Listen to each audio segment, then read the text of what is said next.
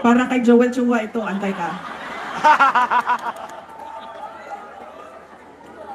Yari ka talaga. Sabi nung bata, kasi sabi niya, sorry. Bigay daw yung apple. Ibibigay ko itong apple na ito kay Apple Nieto.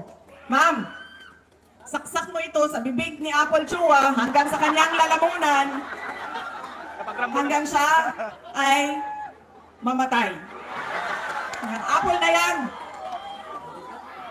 Yari ka dyan. ibigay mo kay Snow White Joel Chua. Alam niyo, Lupit.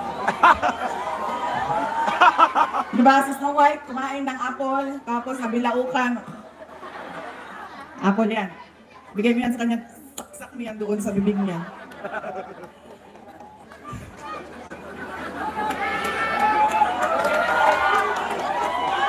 Kanya si Joel Chua ba? Siya ba may-ari ng Inbitin? Ha?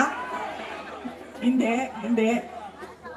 Yung may-ari ng Inbitin. Kasi alam nyo, dala-dala niya yan lagi, yung hupya na yan doon sa House of Representatives. Tapos pinamimigay niya sa mga tao. Pag may hearing, pinamimigay niya.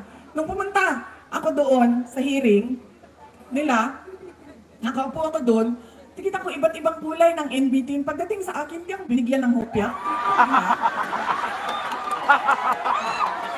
Yari ka talaga, Chua. Parang hindi ako nagugutom. Parang hindi ako karapat-dapat bigyan ng kopya. Tapos, sinasabi niya, abogado siya, nung nandoon ako at pinapaoath niya ako, magsumpa ka. Sabi ko, bakit ako magsumpa?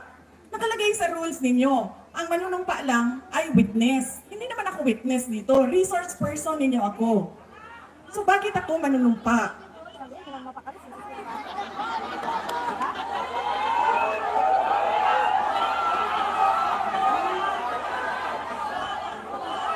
Huwag ka mag-alala. Yung apple na hawak ni Apple ang solusyon. Tapos, sige na.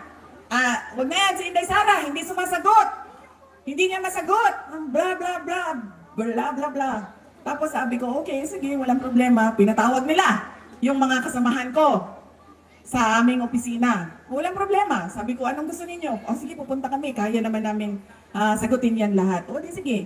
Pagdating doon, kinulong na niya yung isang kasama namin, si Yusek Lopez. Nagalit na ako. Dahil ako naman yung hinahabol ninyo. Ako yung gusto ninyong paalisin. Ako yung gusto ninyong sirain. Bakit nyo dinadamay yung mga kasama ko sa opisina? Sinabi niya, pasensya na. Sinabi niya sa kapatid ko, pasensya na, sabihin nyo sa kanya. Dahil lahat naman tayo dito, sundalo lang. Kayo, sundalo kayo, kami, sundalo kami ni Martin Romualdez.